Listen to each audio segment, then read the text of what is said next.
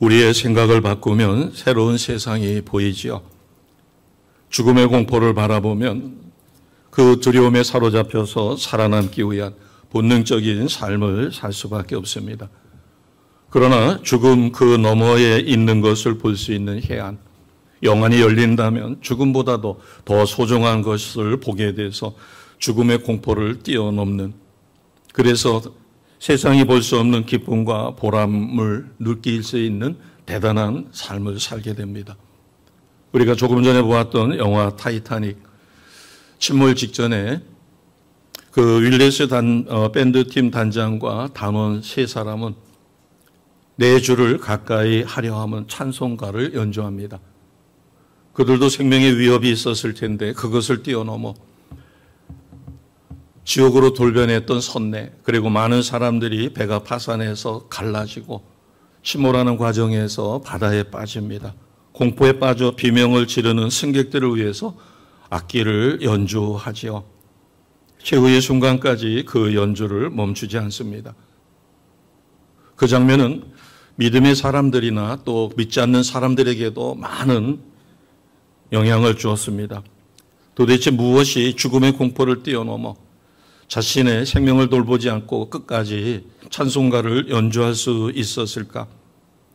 어찌 보면 생존의 본능을 초월해서 죽어가는 사람들을 위해 연주할 수 있다는 그 힘이 도대체 어디서 나온 것일까? 우리는 전도라고 하는 것을 삶과 분리시켜서 또는 신앙생활의 한 부분으로 생각합니다.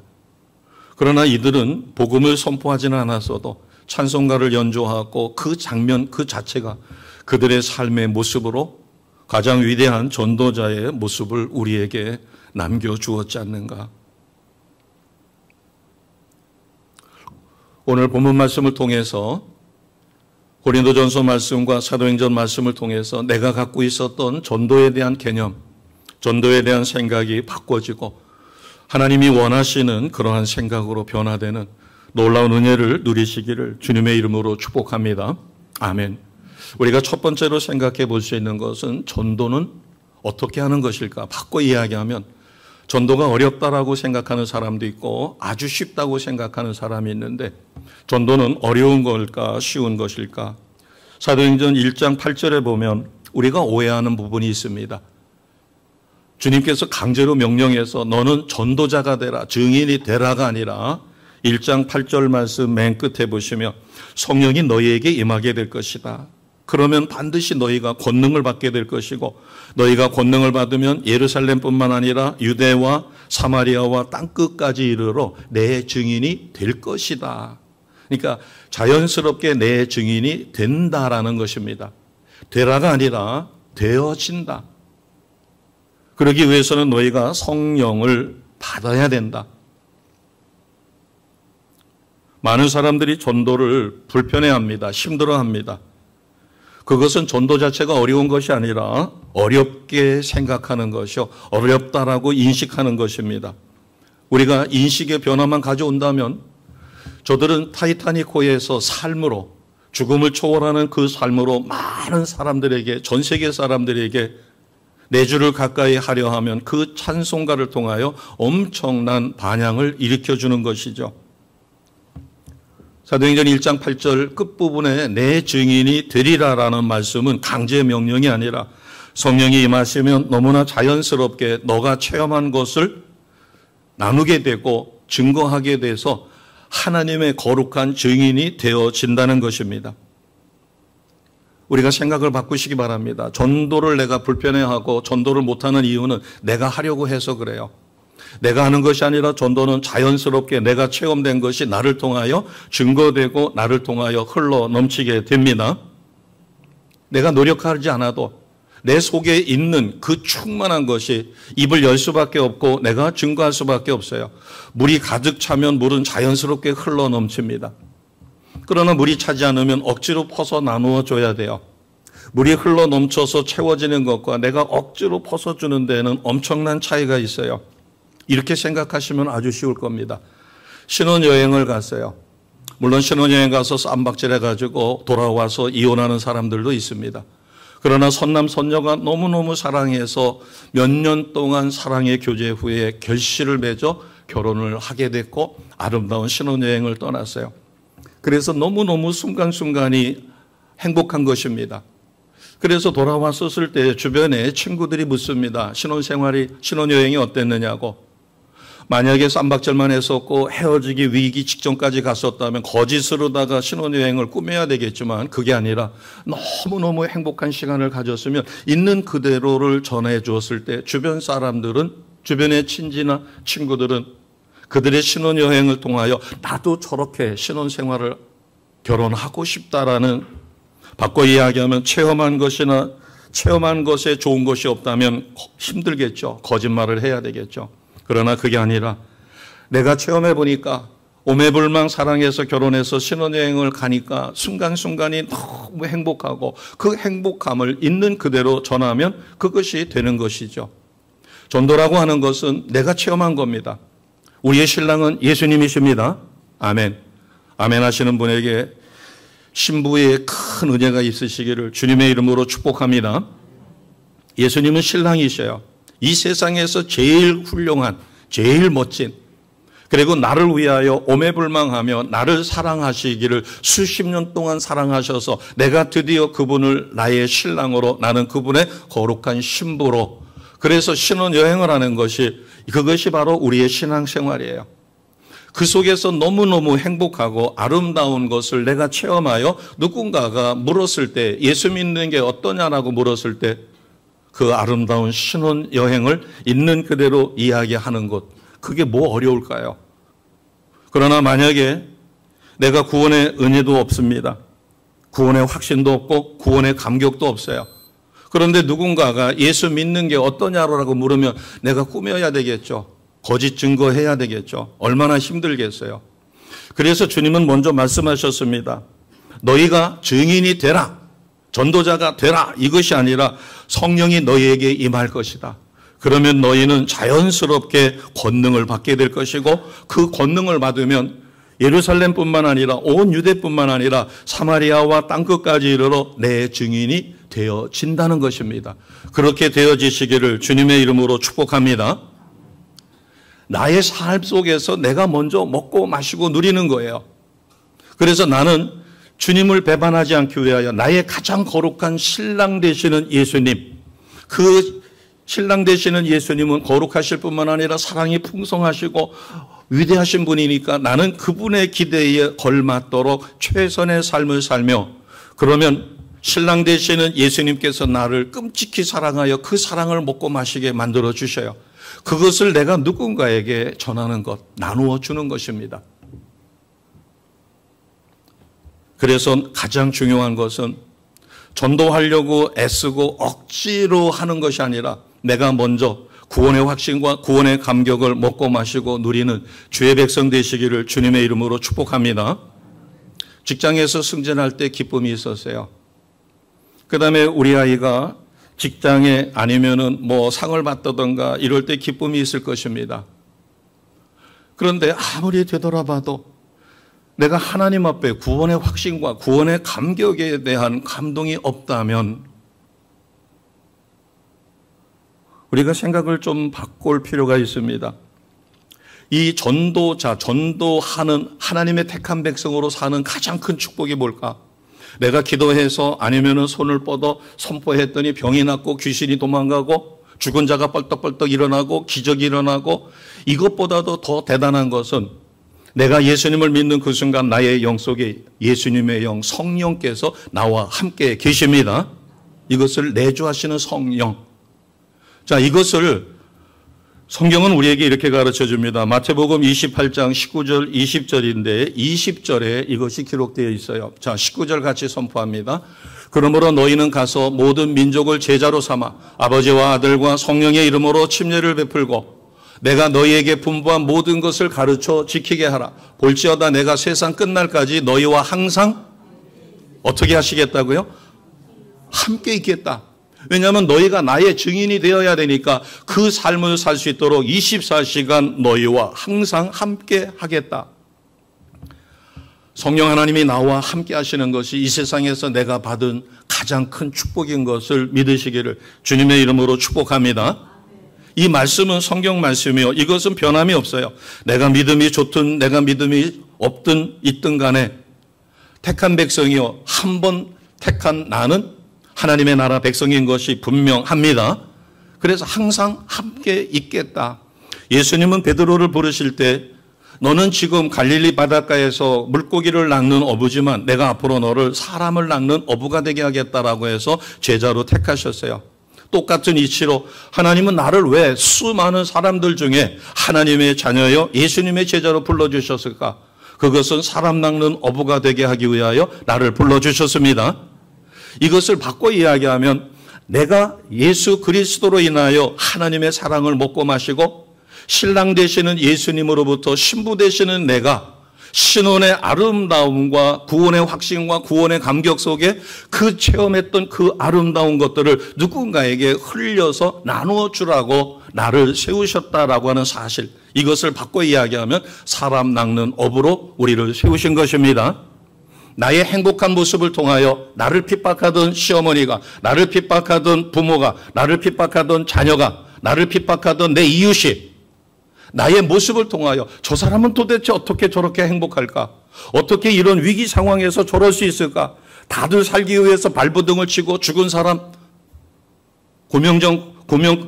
조끼까지 빼서 입는 상황 속에서 어떻게 저렇게 악기를 연주하며 죽음을 초월하는 저런 모습을 보일 수 있을까? 하나님은 우리를 그와 같은 삶을 살게 만들어 주십니다. 우리는 회개하라 그러면은 내가 윤리적으로 도덕질한 게 있나, 뭐 잘못한 게 있나, 내가 주일 성수 못한 게 있나, 이런 행위적인 것을 생각합니다. 그런데 우리가 생각이 바꿔지고 성령께서 나를 조명해 주시면 우리의 회개 기도는 전혀 차원이 달라질 수 있어요. 자, 골로새서 4장 3절 말씀입니다. 골로새서 4장 3절 말씀 같이 하겠습니다. 시작. 또한 우리를 위하여 기도하되 하나님이 전도할 문을 우리에게 열어주시사 그리스도의 비밀을 말하게 하시기를 구하라. 내가 이 일 때문에 매임을 당하였노라. 아멘.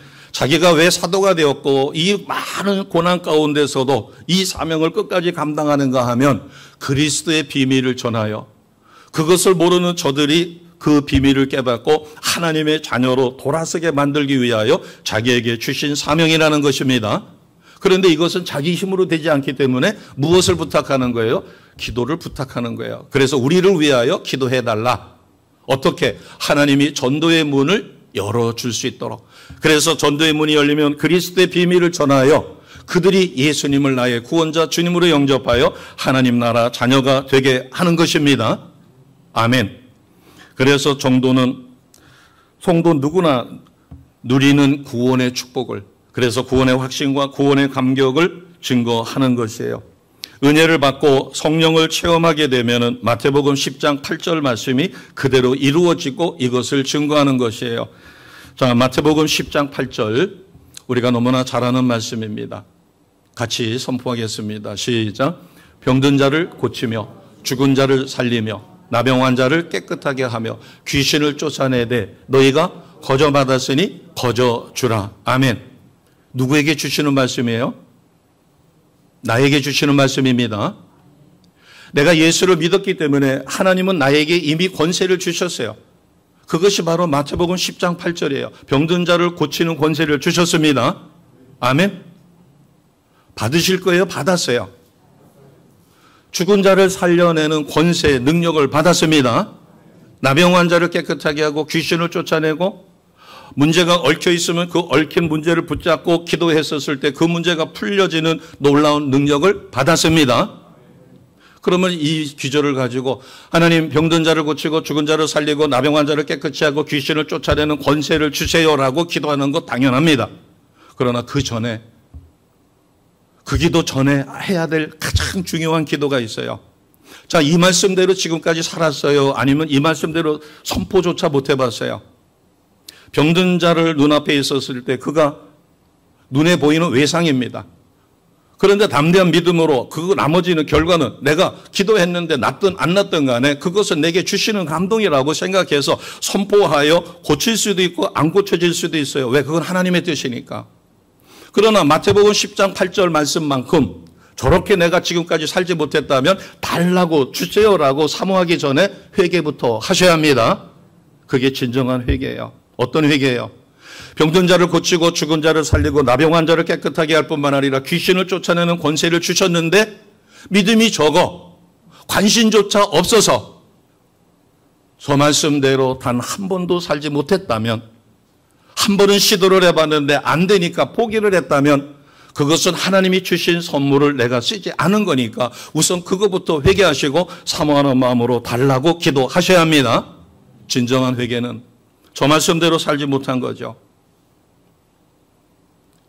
사모하지 않는데 줄 리가 없죠. 누가복음 10장 3절 말씀 보면은 주님께서 그렇게 이야기합니다. 70인의 전도팀들을 내보낼 때 둘씩 짝지어서 내보내면서 뭐라고 말씀하시는가 하면 갈지어다. 내가 너희를 보냄이 어린 양을 이리 가운데 보냄과 같도다. 주님의 진짜 마음이죠. 이들은 훈련됐지만 아직도 험한 세상에서 꼭 이리 가운데 어린 양이 가는 것 같다. 이 말씀을 잘못 받아들이면 전도는 어렵구나 이렇게 생각이 될 수 있어요. 그러나 그 말씀이 누가복음 10장 3절에 그렇게 말씀하셨지만 17절에서 20절에 보면 전도팀 나갔던 70인의 전도인들이 기뻐하며 돌아오는 모습이 나옵니다. 실제 그들이 가서 처음에는 둘씩 짝지어 선포됐었을 때 주님의 이름으로 선포했지만 병도 낫지 않고 귀신도 도망가지 않고 기적이 일어나지 않았어요. 풀이 푹 죽어가지고 주님에게 와서 고백했어요. 주님, 주님의 이름으로 우리가 선포했는데 역사가 안 일어났어요. 그러자 주님이 믿음이 적은 탓이다. 기도 외에는 이런 유가 나갈 수 없다고 해서 그들을 다시 믿음을 주시고 기도에 훈련을 시킨 다음에 둘씩 짝지어 내보낸 게 누가복음 10장 3절과 그 이하예요. 어린 양을 이리 가운데 보낸 것 같지만 주님의 훈련된 기도의 힘을 얻은 성령의 능력을 받은 그들은 가는 곳마다 놀라운 역사가 일어납니다. 그래서 마태복음 10장 8절 말씀이 그대로 이루어지는 거죠. 그래서 기뻐가지고 돌아왔어요. 주님 드디어 됐어요. 주님의 이름으로 선포했더니 귀신이 도망가고 병든 자가 낫고 놀라운 역사가 일어났습니다. 신바람이 났어요. 70인이 돌아와 도리어 기뻐하게 되었다. 누가복음 10장 17절 말씀입니다. 돌아온 70인이 되시기를 주 예수 이름으로 축복합니다. 전도자의 누릴 가장 큰 축복은 우리가 구원받은 가장 큰 축복이 하나님이 나와 함께 하신다는 확실이에요. 내가 복음을 전할 때 발걸음이 닿는 곳마다 저 사람은 나보다 학식도 많고 나는 초등학교밖에 안 나왔는데 저분은 박사야. 외국에서 학위까지 따와서 대학교 교수래. 사는 것도 나보다 월등하게 잘 살아. 주눅이 들 수 있지만 그러나 마음속으로 기도합니다. 제게 감동을 주셨으니 이런 모든 장애를 뛰어넘고 제가 말씀을 전할 때 역사가 일어나게 하옵소서. 그래서 발걸음을 옮길 때마다 인도하시고 역사하시는 하나님의 놀라운 역사가 일어나며 하나님이 나와 함께 하신다는 성령의 임재를 이미 체험하고 담대한 믿음으로 나가게 됩니다. 만나서 복음을 전하게 돼요. 전도자의 발걸음은 하나님께서 일거수일투족을 지켜주신다는 것을 우리는 전도 현장에서 내가 전도하러 갈 때 이미 체험합니다.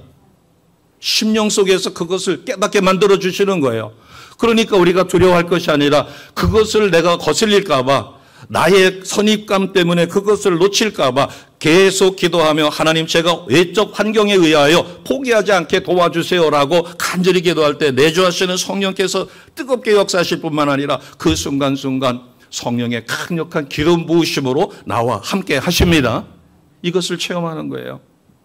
그렇기 때문에 우리가 복음의 비밀을 깨닫고 전도의 기쁨을 체험하기 전에 먼저 해야 할 것은 이런 전도 사역에는 놀라운 초자연적인 요소가 있다는 것입니다. 그것을 고백한 게 1절이에요. 사도 바울은 아테네에서 복음을 전해봤어요. 아테네는 오늘날 그 지명 그대로 씁니다. 헬라 문학의 본산지죠. 철학과 사상이 아주 발달하고 사람들의 삶이 윤택합니다. 지적 수준이 아주 높아요. 그렇기 때문에 사도 바울은 거기에 맞춤 전도를 하려고 철학과 헬라 사상으로 그들을 설득했어요. 논리적으로. 그러는데 실패했어요. 자, 1절 같이 합니다. 고린도전서 2장 1절이에요. 시작. 형제들아, 내가 너희에게 나아가 하나님의 증거를 전할 때 말과 지혜의 아름다운 것으로 아니하였나니. 아멘. 지금 이것은 고린도입니다. 고린도에서 복음을 전할 때는 지식적으로 하지 않았어요. 철학과 사상으로 논리적으로 설득하려 한 것이 아니라 단순하게 예수 복음만을 전했어요. 왜? 아테네에서 철저한 실패를 맛봤기 때문에. 그래서 그것을 고백한 게 말과 지혜의 아름다운 것으로는 큰 도움이 못 됐다는 겁니다. 아테네에서. 그래서 이제 고린도 여기서는 어떻게 했느냐? 4절입니다. 같이 선포합니다. 내 말과 내 전도함이 설득력 있는 지혜의 말로 하지 아니하고 다만 성령의 나타나심과 능력으로. 아멘. 이렇게 했더니 폭발적인 성령의 강력한 역사가 일어났습니다. 아테네에서 행한 방식이 아니라 헬라 철학이나 헬라 사상, 세상 사람들이 들을 만한 그런 것을 가지고 접촉점을 찾아서 복음을 전한 게 아니라 무식할런지는 몰라도 단순한 복음. 그래서 4절에 있는 것처럼 성령의 나타나심과 그 능력으로 전했더니 놀라운 역사가 일어났습니다. 3절 말씀에 보면 우리가 자신감을 갖는 것도 큰 도움이 되지 못해요. 우리가 전도할 때 잊지 말아야 될 것이 꼭 두 가지가 있습니다. 오늘 4절에도 그 말씀이 나오지만 첫째는 복음이에요. 자, 복음을 바울은 어떻게 이야기하고 있는가? 2절입니다. 같이 하겠습니다. 내가 너희 중에서 예수 그리스도와 그의 십자가에 못 박힌 것 외에는 아무것도 알지 아니하기로 작정하였음이니라. 아멘. 저도 예전에는 그런 생각 많이 했습니다.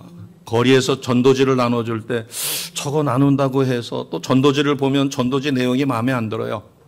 그래서 저도 좋은 전도지를 만들어 보려고 무수히 도전도 해보고 또 성경을 가르치는 기초과정을 보면 유명한 교회에서 쓰는 거 수십 가지를 갖다가 놓고 봐도 제 마음에 드는 게 없어요. 왜? 저는 세상적인 지식이 있잖아요.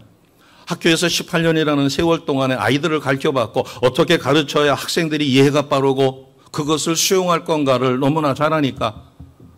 그러나 나중에 깨닫게 된 것은 제자훈련이든 제자훈련이든 또는 어떤 것을 가르치든 성령께서 역사하지 않는 한 이 세상에서 가장 탁월한 것을 갖다가 가르쳐도 그것이 지식으로 끝날 뿐 성령의 역사 없이는 사람이 변화되지 않는다는 것을 깨달을 때 전도지가 미련할 수도 있고 전도지가 마음에 안 들을 수 있어도 그것은 전도지가 아니라 그 전도지를 통하여 역사하시는 하나님의 성령의 역사가 있으면 백지 전도를 한다 할지라도 역사가 일어납니다. 무식하게 하자는 게 아니라 인식이 바뀌어졌다는 거예요. 그래서 2절에 보니까 사도 바울은 당대의 최고의 학문을 갈고 닦았습니다. 신앙뿐만 아니라 율법뿐만 아니라 세상적으로 헬라 철학이나 헬라 사상이나 이런 것에 아주 능통한 자였어요. 그렇기 때문에 아테네에서는 그들의 눈높이에 맞게끔 철학과 사상으로 그들을 설득했지만 참담한 패배를 맛봅니다. 그래서 뭐라고 고백하는가 하면 2절에 예수 그리스도와 그의 십자가 못 박힌 복음, 이 복음의 진리, 이것 외에는 자기는 어떤 것도 필요로 하지 않는다는 것입니다. 우리가 잘 아는 베드로는 갈릴리 바닷가에서 고기를 잡던 사람입니다. 어찌 보면 고기 잡는 그 일은 단순 노동이에요. 그리고 바닷길을 알겠죠. 어디에 물고기가 많고. 그러나 그런 지식적인 것을 빼놓고 나면 무식할 수 있는 사람이었어요. 그런데 주님의 명령에 순종하여 흩어지지 말고 기도하라 했었을 때 마가의 다락방에 모여 오순절 예배를 드리기 위해서 그들이 전심으로 기도할 때 예수님께서 약속하신 성령이 그들 모두에게 120여 명에게 임하였습니다. 강력한 성령의 기름 부으심을 받은 것이에요. 그런 이후에 베드로의 삶은 달라졌어요. 조그마한 위협에도 주님을 3번이나 부인했던 베드로. 원래 가방끈이 짧아 지식이 작았던 베드로였지만 회당에서 성문에서 예수 복음을 전할 때 랍비들이 유대교에 정통했던 지식인들이 깜짝깜짝 놀랄 만큼 저가 무식한 베드로 아니냐. 그런데 어떻게 저렇게 심오한 하나님의 비밀을 선포할 수 있느냐. 사도행전 2장 14절에서 36절을 보면 이스라엘 온 집은 확실히 알라. 너희가 십자가에 못 박은 이 예수를 하나님이 너희의 주와 그리스도가 되게 하셨느니라. 핵심은 그겁니다. 너희가 죽인 예수가 하나님이 보낸 메시아야. 너희의 구원자가 돼야 돼. 그런데 너희들은 죽였어. 그러니까 회개하고 주 예수를 믿으라는 것입니다. 돌 맞아 죽을 일이죠. 칼 맞아 죽을 일이죠. 그런데 무식한 베드로가 성령의 감동으로 이 말씀을 선포할 때 그 돌로 치려 했던 폭도 같은 사람들이 가슴을 치고 회개하며 돌아와 그날 하루에 회개하고 침례를 받고 등록교인이 된 성도가 사람이 3,000명이에요. 남자만. 주님 앞에 무릎을 꿇고 회개하여 하나님의 백성으로 거듭나서 교회에 3,000명이 등록하는 기적이 일어납니다. 사도행전 2장 41절 말씀이에요. 사도 바울은 빌립보라고 하는 도시에서 복음을 전하다가 애매하게 감옥에 갇혔어요. 그리고 재판도 하지 않았는데 채찍에 얻어맞아 만신창이가 됐어요. 한밤중에 성령께서 깨웠어요. 사도 바울뿐만 아니라 신라를. 그래서 그들이 몸이 아픈데도 성령의 감동으로 찬양했었을 때 큰 지진이 일어나 옥문이 열리고 손에 채워졌던 착고가 풀렸어요. 다른 죄수들은 다 도망을 치는데 두 사람은 하나님의 어떤 뜻이 없이는 이렇게 매맞게 할 필요도 없고 이렇게 감옥에 갇힐 필요도 없고 기적이 일어나서 옥문이 열리고 손에 착고가 저절로 풀려지고 도망칠 수 있는 이런 상황이 만들어지는 것은 하나님의 뜻이 어디에 있을까? 주님의 뜻이 무엇일까? 하고 생각하는데 그 빌립보 감옥의 책임자가 와가지고 죄수들이 다 도망친 것을 보고 이제는 자기는 살 소망이 없다 생각해서 스스로 자결하려고 했었을 때 사도 바울이 말립니다. 그러면서 우리가 도망치지 않았다. 그 난리가 났었을 때 그 빌립보 감옥에 간수는 깜짝 놀란 거죠. 다른 사람들은 다 도망쳤는데 저 사람들은 왜 도망을 치지 않았는가?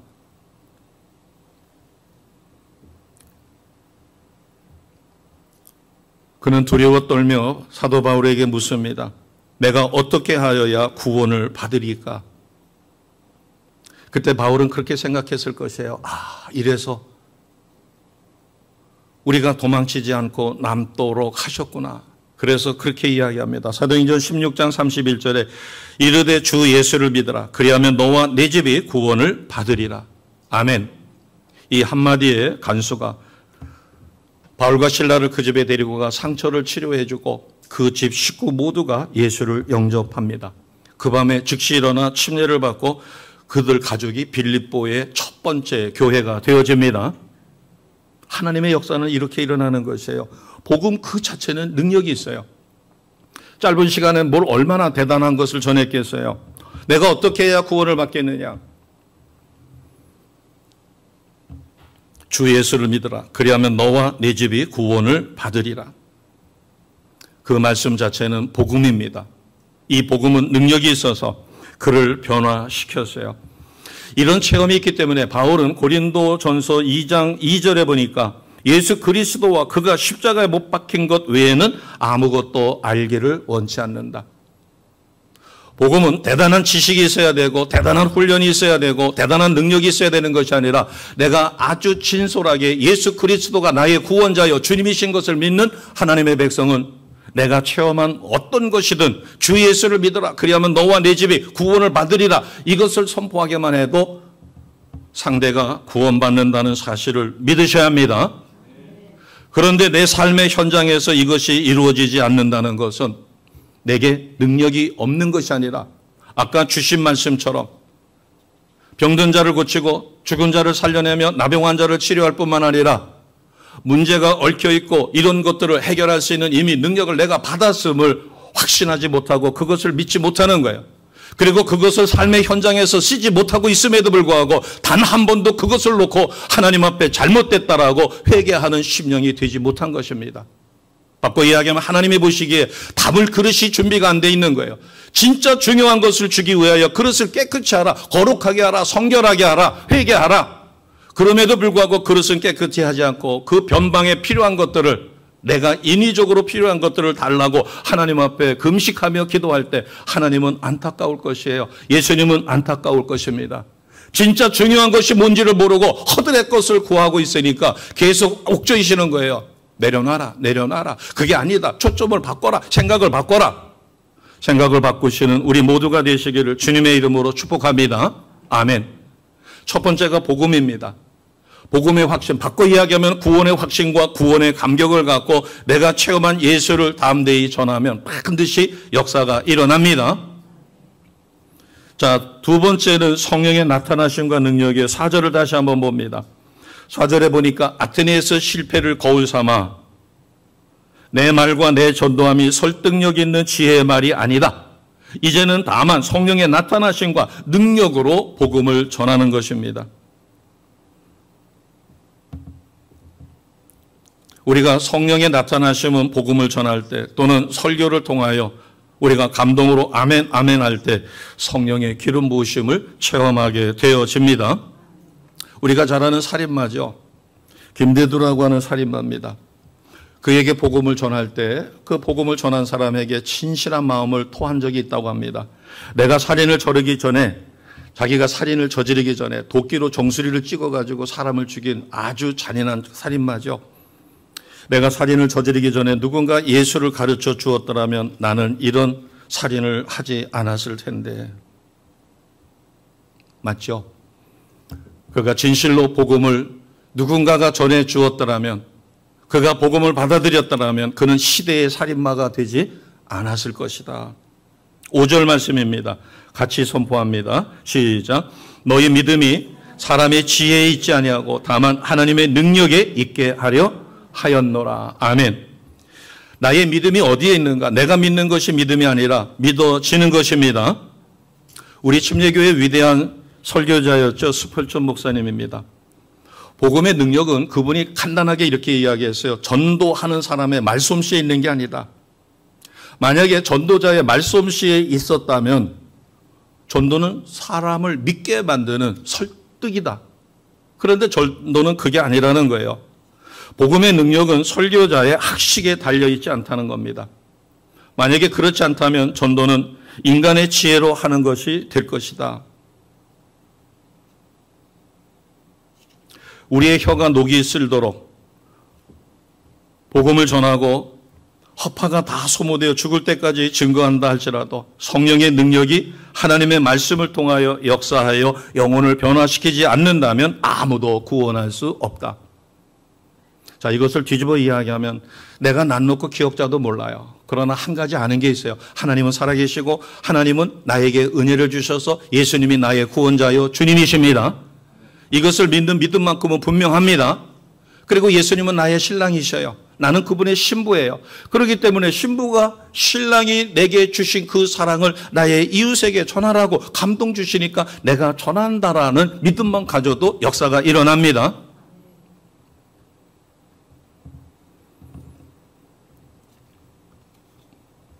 제가 하나님을 원망할 때가 있었어요. 그런 생각을 안 했었는데 고등학교 3학년 때. 대학은 가야 되겠는데 부모님이 원하는 게 있고 학교에서도 원하는 게 있고 너는 공부를 잘하니까 어디를 가야 된다. 그래서 서울대 아니면 S대나 K대. 근데 서울 가면 학습비는 뭘로 할 거고 거기 기숙사 들어가도 들어가는 비용이 있는데 등록금은 뭘로 하고 그때가 아버지가 사업에 실패를 하셨고 신경쇠약으로 인하여 저희 가정이 진짜 어려웠을 때예요. 그러니까 현실적으로 생각해 보면 합격한다고 해도 대학 다닐 가능성이 없는 거예요. 기숙사에 들어간다고 해도 알바를 해서 가정교사를 해서 돈을 번다고 해도 그러나 서울대 아무나 들어갑니까? 만약에 1년을 재수하게 된다면 이거는 불가능에 가까워요. 그럴 때 정말 속에서 뭔가 이렇게 스물스물 올라오는 게 있더라고요. 왜 아버지는 사업에 실패를 해서 그리고 친구 좋아가지고 친구를 갖다가 도와주다가 그 친구 빚까지 떠맡게 돼서 우리 가정이 이렇게 폭망하게 됐는가. 그런데 제일 못마땅했던 것은 아버지 엄마가 새벽마다 새벽 기도를 가신다는 거예요. 그리고 11조를 꼬박꼬박 하시고 그 다음에 절기에 따라서 아니면은 매번 예배 드릴 때마다 감사헌금을 하신다는 거예요. 어떨 때는 저녁에 먹을 게 없는데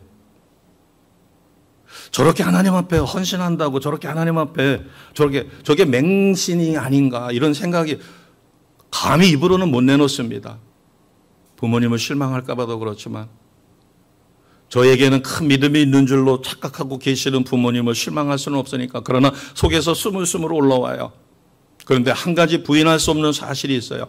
내가 하나님을 떠나고 싶어도 떠날 수 없는 게 저희 어머니는 외할아버지가 여자들을 차별을 해가지고서는 여식이 여자아이가 많이 배우면은 안 된다. 신랑 등골 빼먹고 시집 가가지고서는 문제 생긴다고 해서 학교를 안 보냈어요. 외삼촌들만 아들이니까 보냈어요. 근데 어머니가 워낙 영민하시니까 외삼촌 어깨 너머로다가 학교 갔다 오면은 펼쳐져 있는 거 그거를 보고 스스로 해득을 해가지고 국문 해득을 합니다.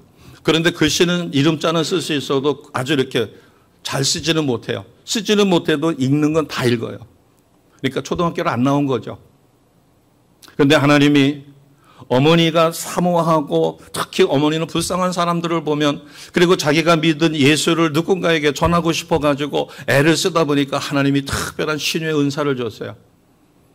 그래서 시래기 펄펄 끓는 물에 옆집 아이가 빠져가지고 아래가 엉망이 됐는데 달려가서 그 아이를 놓고 눈물 뿌려 기도할 때 그 아이가 기적처럼 깨끗하게 화상 상처 없이 낫는 것을 제 눈으로 확인을 했어요.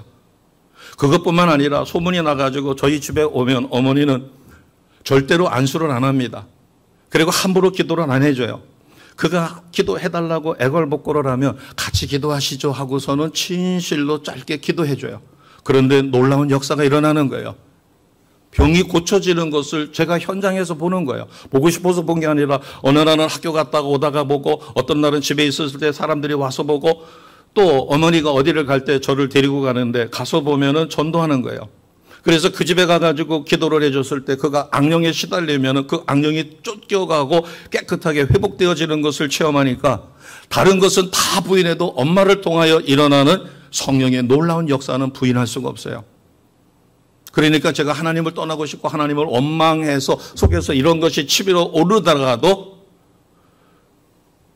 그런 모습을 보면 부인할 수가 없는 거예요.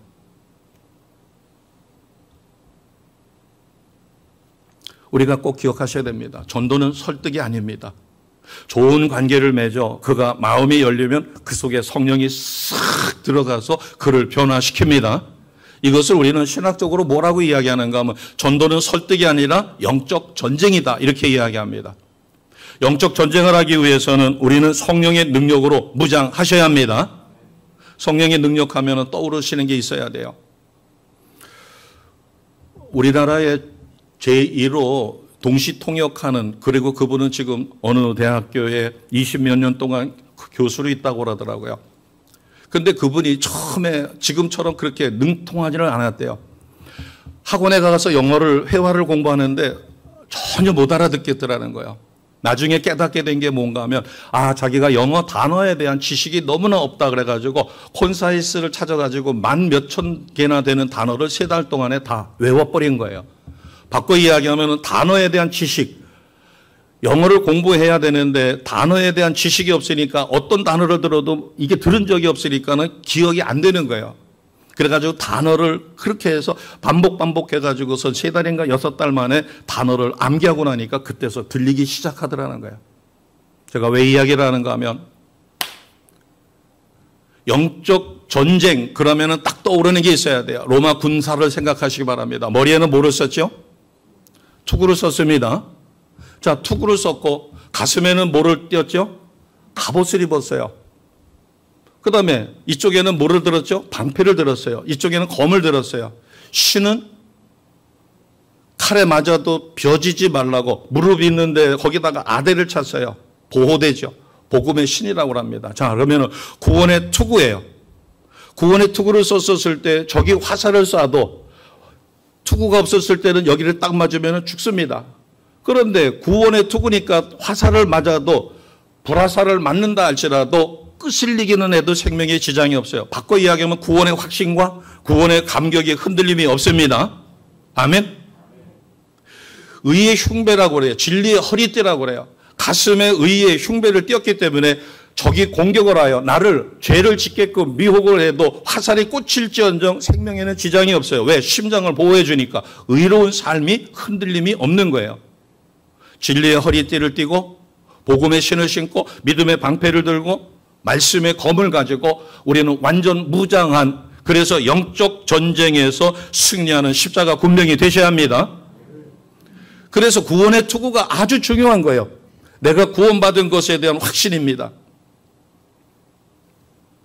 이 세상 어느 누구도 성령의 도움 없이는 악한 마귀 사탄을 이기지 못합니다.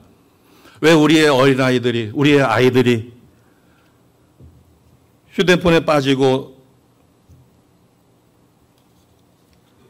인터넷 게임에 빠지고 중독되고 있을까? 그것은 성령의 능력을 얻지 못하고 부모의 능력이 그들을 커버해 주지 못하기 때문이에요. 성령을 능력을 얻기 위해서는 우리가 능력을 사모하셔야 됩니다. 그래서 필요한 것이 기도라고 하는 것이에요. 전도를 위해서는 다른 방법이 없습니다. 나의 선입감을 바꾸는 것이에요. 전도는 내가 일부러 하는 것이 아니라 나의 삶 그 자체를 통하여 성령께서 역사하시는 것을 나를 통하여 흘러나가도록 증거하시면 됩니다. 제가 예수를 떠나고 싶고 하나님을 부인하고 싶고 그 다음에 고3 가장 예민할 때 흔들림 없이 공부하느라고 애를 쓰지만 속에서 끓어오를 때 저를 지켜줄 수 있었던 것은 아버지보다도 어머니예요. 어머니의 희생이 있었고 그리고 무엇보다도 어머니를 통해서 하나님의 역사가 일어나는 것을 수도 없이 눈으로 봤기 때문에 눈으로 본 그 사실을 부인할 수가 없고 그리고 저녁에 제가 고운하게 피곤해서 자다 보면은 어떤 때 누군가가 흔히 껴요. 눈을 슬며시 떠서 정신을 차려보려고 하면은 어머니가 저를 위해서 눈물로 기도하는 거예요. 하나님 이 자식을 위해서 기도합니다라고. 지금 집안 형편이 이렇게 어렵고 힘드니까 얼마나 많은 갈등이 있겠어요 하나님 하면서 제가 속에 있었던 이야기를 어느새 알아가지고 그것을 하나님 앞에 눈물로 기도할 때 속에서 피눈물이 흐르죠. 눈치채실까 봐 꼼짝달싹 못하고 가만히 있지만 속에서 피눈물이 흐릅니다.